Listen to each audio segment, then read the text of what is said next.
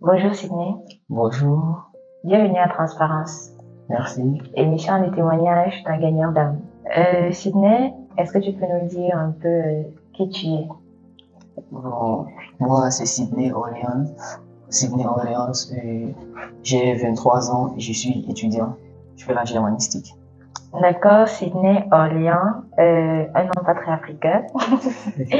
Sydney, tu es aujourd'hui dans Transparence pour réellement être transparent, car ce que tu nous as partagé avant le début de l'enregistrement, beaucoup de personnes vont se retrouver dedans et c'est à cœur ouvert que tu vas vraiment nous parler de ta vie.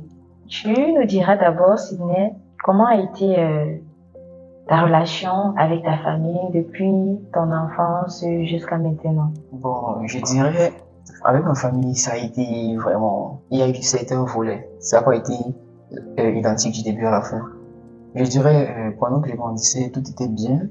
Il y avait toujours des petits soucis, mais sinon, tout était bien dans le sens propre du terme. C'était bien, c'était cool. Jusqu'à ce que j'arrive en classe de quatrième, où je reprends pour la première fois l'école.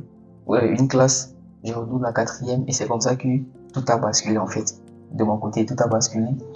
Dans ma famille, j'étais généralement chouchouté, que ce soit ma famille, papa, maman et mes frères, que ce soit la famille, mes oncles et tantes. J'arrive en troisième, seconde, première, je reprends encore la première.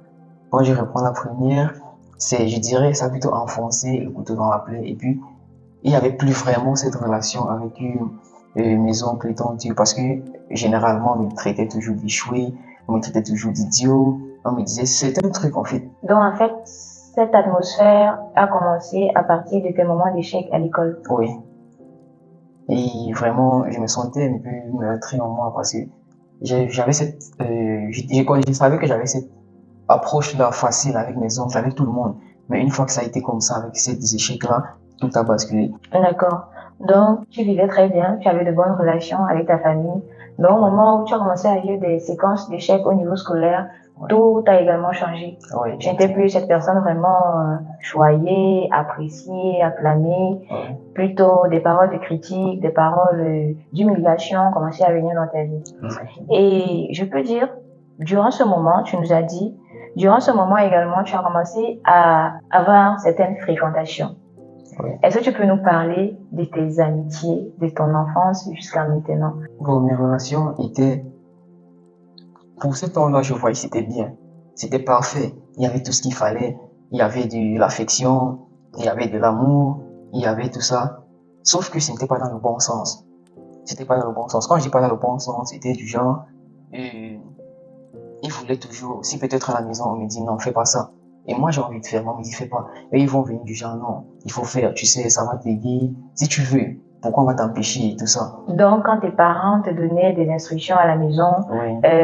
Et que tu n'étais pas tout à fait d'accord avec eux, tes amis, eux, ils venaient avec d'autres propositions pour te faire peut-être croire que tes parents, eux, ne te comprenaient pas. Exactement. Ok.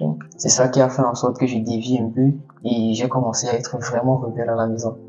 J'ai vraiment été rebelle. Et j'ai été le plus rebelle en fait de la famille. Parce que je voulais tout le temps être moi, je voulais faire selon moi et non selon ce qu'on me disait de faire. Et dans quoi est-ce que ces amis t'entraînaient? On m'entraînait dans tout ce qui est négatif. C'est-à-dire l'alcool, les fêtes, les sorties et surtout dans l'impudicité. Vraiment, on a voulu aussi m'amener dans les couloirs de drogue, mais moi là, j'ai été catégorique. J'ai jamais pris de la drogue. C'est jamais passé. J'ai toujours contesté cela. Est-ce que ce que tes amis t'amenaient à faire, tu étais pleinement conscient ou bien tu savais que ce n'était pas bien, mais tu te laissais faire parce que tu étais sous l'influence? Au début, j'étais sous l'influence. Je ne savais pas en fait. Je me disais que c'était bien. Je me disais que c'était bien. Je voyais les gens faire. Ils le faisaient. Ils étaient tout heureux, tout joyeux. Bon, ils laissaient transparaître ça, cette joie, que tout va bien et tout. Et puis, je me suis mis dans le truc en fait. Et j'étais plus sous l'influence. Je faisais aussi de moi-même. Tu n'étais plus dérangé par ça? Je n'étais plus dérangé. J'étais plein dans cela. J'étais fier de le faire. Et c'était quoi exactement ça, ces choses précises que tu faisais? Donc, consommer de l'alcool, on a bu, fuir la maison pour aller dans des fêtes, rentrer tard, comment on appelle les chill, tout ça, et l'impudicité aussi, je couchais beaucoup. je couchais tellement beaucoup. Je me disais que c'était bien, je me disais que c'était bien, c'était un plaisir là. Et puis, je ne voyais pas en fait les faces arrière de cela. Je me disais que tout était bien, que c'est normal, que pour un jeune, c'est par là qu'il doit passer. Sinon, plus tard, il sera vu que non, tu fais pas ça, gars. Tu penses que tu vas trouver quelle fille vierge si c'est que toi tu ne te préserves pas? Tu penses que c'est que tu ne fais pas ça, est-ce que ça va donner? Est-ce que? Et puis je me suis dit, bon, si tout le monde fait, moi aussi je vais faire. Parce que j'aimais un peu me conformer avec, je voulais un peu qu'on soit ensemble dans ça. Et quels sont les autres vices? Tu nous as parlé de certains vices qui t'accompagnaient, certains caractères. Tu étais animé par des mauvais caractères en fait, comme la cupidité et l'envie. Quels sont ces autres vices Ouais, également? j'étais vraiment les deux plus hauts, les deux qui étaient au sommet, les trois, je dirais, c'était la luxure, c'était l'égoïsme et la cupidité. Et l'envie. Parce que tout ce que je voyais à côté, si j'ai pas, je voulais avoir. Tout ce que je voyais, je voulais avoir. Et quand j'avais pas, ça me poussait à aller voler, ça me poussait à tromper, à mentir et tout. Toujours pour me faire avoir de l'argent et me permettre d'avoir tout cela qui n'était que des désirs et non des besoins.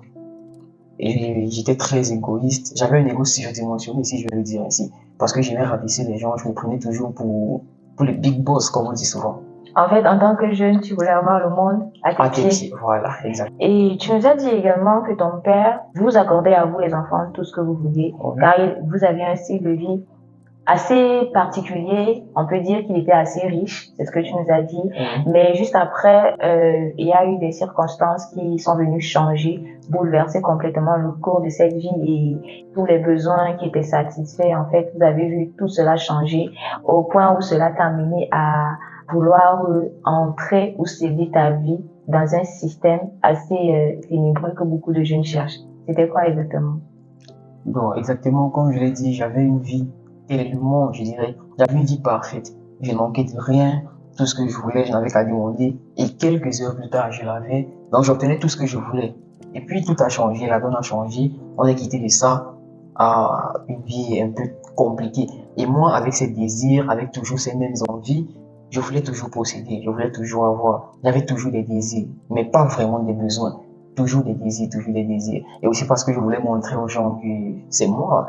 J'ai toujours été dans ça, alors je vais continuer. Ça m'a poussé à aller chercher, à entrer dans certaines loges, je dirais, certaines sectes pernicieuses.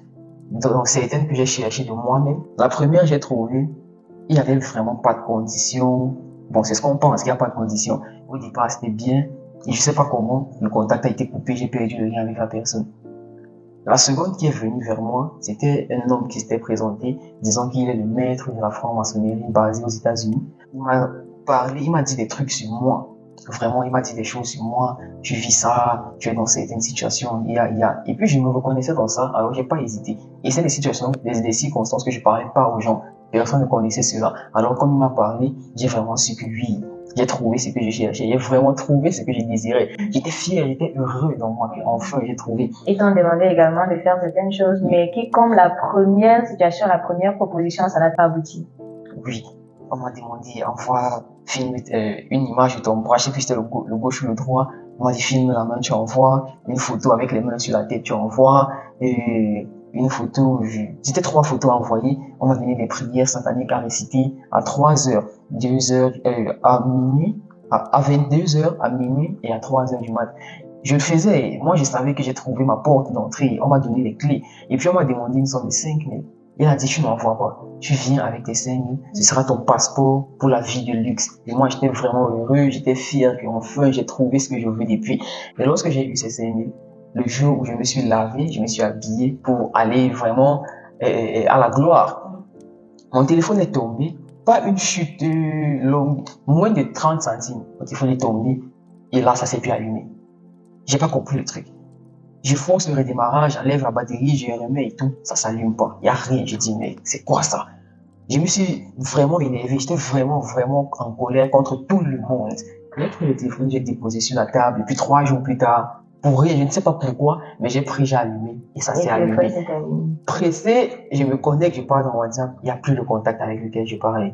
Et là, je me suis pas vraiment questionné. Je me suis dit, ah, peut-être j'ai perdu le temps. Il a cru que j'étais pas sérieux, mais j'étais sérieux. Et là, j'ai prié Dieu pour qu'il me ramène ce contact. C'est vraiment. Mais ça n'est pas arrivé. Et j'ai banalisé, j'ai laissé. Nous allons parler de tes modèles. Tu nous as dit, il y avait des personnes autour de toi qui étaient comme des modèles spirituels. Il y avait des personnes que Dieu avait placées dans ta famille et dans ta vie que tu as commencé à observer et de qui la vie t'a beaucoup marqué. C'était qui ces personnes? Ces personnes, c'était mon couple favori. Ma tante, la petite sœur de mon père, maman Stéphanie. Je rends vraiment gloire, je rends grâce à Dieu pour la vie de cette femme. Et moi, j'ai dit, lorsque je vais me marier, mon couple sera tel que. Pas eux, mais comme eux. Parce qu'ils ont une relation où Dieu est au centre de toutes choses. Peu importe ce que j'ai demandé à ma tante, elle va d'abord mettre ça avec, il va en parler avec lui et Dieu sera dedans. Peu importe ce que je vais demander à mon oncle, il va aller en parler. Donc, il y a une complicité parfaite entre ces deux. Il fut un temps où chaque week-end, je partais rester avec eux. Et la prière, vraiment, quand je suis là-bas, je me sens totalement en paix. Corps et âme, tout, je suis en paix. Il y a la prière là-bas, on ne s'amuse pas avec la prière. Que ce soit eux, que ce soit mes petits frères qui sont là-bas, tout le monde connaît prier. Ce sont eux qui ont commencé à te présenter la vie de Christ. Exact. Mais tu ne comprenais pas encore très exactement ce qu'ils te disaient. Oui. Mais ils te présentaient quand même. Ils ne cessaient pas de te présenter la vie de Christ. Ouais. Jusqu'à ce qu'il y ait un déclic, en fait. Tu te retrouvais dans des situations compliquées, tu allais leur expliquer et eux ne cessaient pas de te parler de Jésus-Christ. Et jusqu'au moment où, en fait, il y a eu un bouleversement. Et puis un jour, elle te demande d'aller dans une église. Tu vas dans cette église. Et qu'est-ce qui se passe dans cette église? Quand je suis arrivé dans cette église, vraiment, longtemps après, vu que je cherchais déjà le Seigneur, lorsque je suis arrivé dans cette église, il y a eu une atmosphère, comme je dirais, une atmosphère de gloire, comme une atmosphère de gloire là-bas, une atmosphère où le Seigneur régnait. Tu as été convaincu de péché, de justice et de jugement. Ouais, j'ai été touché là-bas. Et bizarrement, lorsque je suis arrivé dans cette église ce jour-là, il y a un message que le pasteur nous a enseigné. Il y a un message le message qu'on devait transmettre ce jour, vraiment, ça m'a tellement touché et je me suis dit, si je manquais de venir aujourd'hui, est-ce que j'allais encore venir ici un jour? Et à la fin du culte, vraiment, j'ai eu un accueil, je dirais un accueil, j'ai pas de mots. C'était tellement waouh en fait.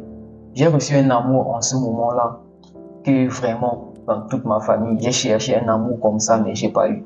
C'était tellement beau. C'est ce jour à l'église, c'est ce premier dimanche à l'église que tu as fait le choix de te donner véritablement à Jésus-Christ. Oui. Okay. Mais c'est le dimanche après que j'ai eu à faire l'appel au salut. D'accord. Malgré ça, tu nous as dit, malgré ta conversion, tu n'as pas immédiatement commencé à vivre une vie réelle de sanctification. Il est quand même resté dans ta vie certaines fréquentations dont tu as eu, je vais dire quoi, dont tu as eu à te débarrasser d'une manière vraiment radicale. Tu peux nous décrire un peu le sentiment qui t'a animé pendant ce moment où tu as voulu mettre fin à toutes ces fréquentations, que ce soit amicales également avec ces filles? Bon, ce qui m'a animé, il y a deux choses qui m'ont boosté vraiment à sortir de là. Lors des messages pendant un culte, on nous a dit, ça sert à quoi ça sert à quoi de faire tout ce que tu fais sur terre si à la fin, tu n'es pas appelé bon et fidèle serviteur. C'est passé dans ma tête.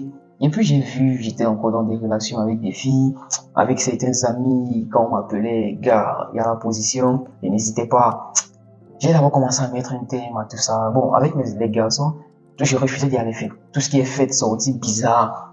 Si c'est qu'on m'appelle pour Dieu, avant que tu ne finisses de parler, je serai déjà en chemin pour venir. Mais lorsqu'on m'appelait pour tout ce qui concerne le monde là, vraiment, j'ai mis ça de côté, je suis plus dedans. Maintenant, concernant les filles, ça a été un peu plus compliqué.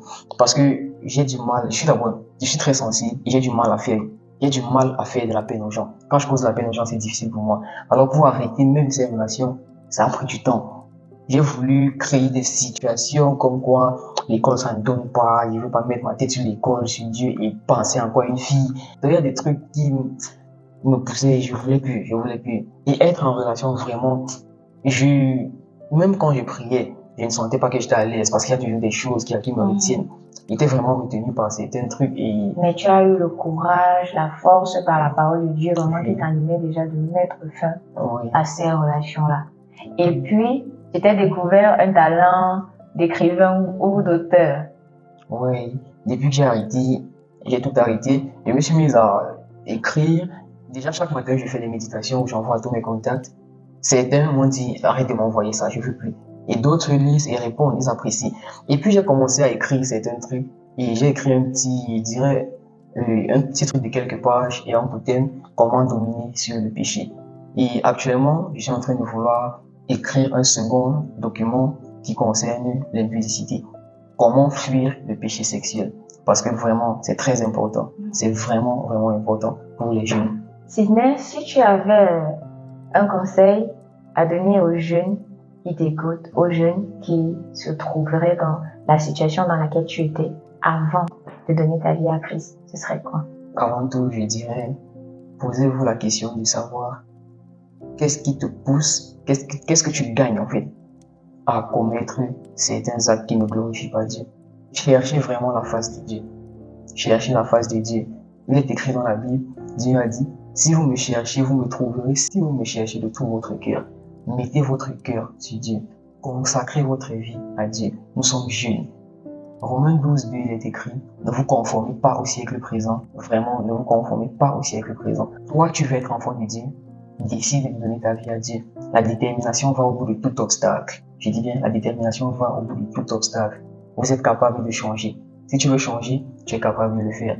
Et vraiment, que le Seigneur vous aide. Cherchez la face de Dieu et vous allez trouver sa face. Amen. Merci beaucoup, Sydney, pour ton intervention et ton témoignage dans cette émission Transparence.